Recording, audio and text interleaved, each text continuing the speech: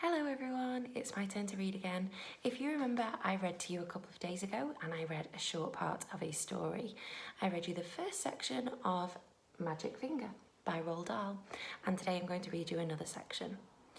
So where we stopped last time is that the Gregs had been out hunting. So let's see what happens next. So they started for home, carrying with them the 16 birds they had shot before. But the 4 ducks would not leave them alone. They now began flying around and around the hunters as they walked away. Mr. Greg did not like it one bit. "Be off," he cried, and he shot at them many more times, but it was no good. He simply could not hit them. All the way home, those 4 ducks flew around in the sky above their heads, and nothing would make them go away. Late that night, after Philip and William had gone to bed, Mr. Greg went outside to get some wood for the fire. He was crossing the yard when all at once he heard the call of a wild duck in the sky. He stopped and looked up. The night was very still. There was a thin yellow moon over the trees on the hill and the sky was filled with stars. Then Mr. Greg heard the noise of wings flying low over his head and he saw the 4 ducks, dark against the night sky, flying very close together.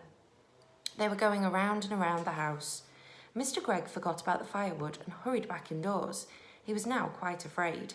He did not like what was going on, but he said nothing about it to Mrs. Greg. All he said was, "Come on, let's go to bed. I feel tired." So they went to bed and to sleep. When morning came, Mr. Greg was the first to wake up. He opened his eyes. He was about to put out a hand for his watch to see the time, but his hand wouldn't come out. "That's funny," he said.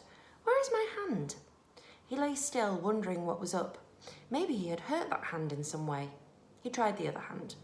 That wouldn't come out either. He sat up. Then, for the first time, he saw what looked like... He gave a yell and jumped out of bed.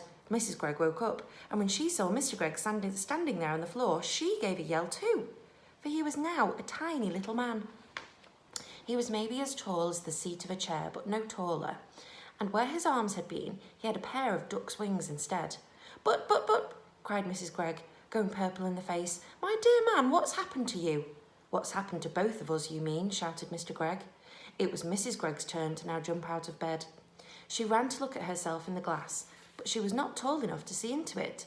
She was even smaller than Mr. Greg, and she too had got wings instead of arms. "Oh, oh, oh," sobbed Mrs. Greg. "This is witch's work," cried Mr. Greg, and both of them started running round the room flapping their wings. A minute later, Philip and William burst in. The same thing had happened to them. They had wings but no arms, and they were really tiny. They were about as big as robins. "Mama, Mama, Mama," chirruped Philip. "Look, Mama, we can fly." And they flew up into the air. "Come down at once," said Mrs. Greg. "You're much too high." But before she could say another word, Philip and William had flown right out of the window. Mr. and Mrs. Greg ran to the window and looked out. The 2 tiny boys were now high up in the sky. Then Mrs. Greg said to Mr. Greg, "Do you think we could do that, my dear?"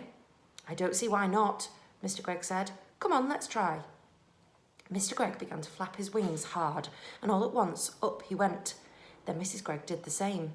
"Help!" she cried as she started going up. "Save me!" "Come on," said Mr. Greg, "don't be afraid." So out the window they flew, far up into the sky, and it did not take them long to catch up with Philip and William. Soon the whole family was flying around and around together. "Oh, isn't it lovely?" cried William. "I've always wanted to know what it feels like to be a bird." "Your wings are not getting tired, are they, my dear?" Mr. Greg asked Mrs. Greg. "Not at all," Mrs. Greg said. "I could go on forever." "Hey, look down there," said Philip. "Somebody is walking in our garden." They all looked down, and there below them, in their own garden, they saw 4 enormous wild ducks. The ducks were as big as men, and what is more, they had great long arms like men instead of wings. The ducks were walking in a line to the door of the Greg's house, swinging their arms and holding their beaks high in the air. "Stop!" called the tiny Mr. Greg, flying down low over their heads. "Go away, that's my house." The ducks looked up and quacked. The first one put out a hand and opened the door of the house and went in. The others went in after him. The door shut. The Gregs flew down and sat on the wall near the door. Mrs. Greg began to cry. Oh dear, she sobbed. "They have taken our house. What shall we do? We have no place to go." Even the boys began to cry a bit now. We will be eaten by cats and foxes in the night, said Philip. I want to sleep in my own bed, said William.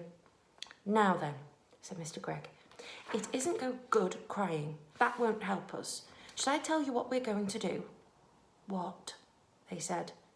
Mr. Gregg looked at them and smiled. We are going to build a nest. A nest? They said. Can we do that? We must do it, said Mr. Gregg. We've got to have somewhere to sleep. Follow me. They flew off to a tall tree, and right at the top of it, Mr. Gregg chose a place for the nest. Now we want sticks, he said. Lots and lots of little sticks. Off you go, all of you, and find them and bring them back here. But we have no hands, said Philip. Then use your mouths. Mrs. Gregg and the children flew off. Soon they were back carrying sticks in their mouths. Mr. Gregg took the sticks and started to build the nest. More, he said. I want more and more sticks. Keep going. The nest began to grow. Mr. Gregg was very good at making the sticks stick together. After a while, he said, that's enough sticks. Now I want leaves and feathers and things like that to make it nice and soft. The building of the nest went on and on. It took a long time, but at last it was finished. Try it, said Mr. Gregg, hopping back. He was very pleased with his work. Oh, isn't it lovely, cried Mrs. Gregg, going into it and sitting down. I feel like I might lay an egg at any moment. The others all got in beside her. How warm it is, said William. And what fun to be living so high up, said Philip. We may be small, but nobody can hurt us up here. But what about food, said Mrs. Gregg. We haven't had a thing to eat all day. That's right, Mr. Gregg said. So we will now fly back to the house and go in by an open window and get the tin of biscuits when the ducks aren't looking. Oh, we will be pecked to bits by those dirty great ducks, cried Mrs. Gregg. We should be very careful, my love, said Mr. Gregg, and off they went. But when they got to the house, they found all the windows and doors closed. There was no way in. Just look at that beastly duck cooking at my stove, cried Mrs. Gregg as she flew past the kitchen window. How dare she? And look at that one holding my lovely gun, shouted Mr. Gregg. One of them is lying in my bed, yelled William, looking into a top window. And one of them is playing with my electric train, cried Philip. Oh dear, said Mrs. Gregg. They have taken over our whole house. We shall never get it back. And what are we going to eat? I will not eat worms, said Philip. I would rather die. Or slugs, said William. Mrs. Gregg took the two boys under her wings and hugged them. Don't worry, she said. I can mince it all up very fine, and you won't even know the difference. Lovely slug burgers, delicious worm burgers. Oh no, never, said Philip. I'm going to pause there. I think I agree. I don't think a worm burger sounds very good to me either. I hope you're all well and happy learning at home, and I hope to see some people soon at school. See you soon, everybody. Bye.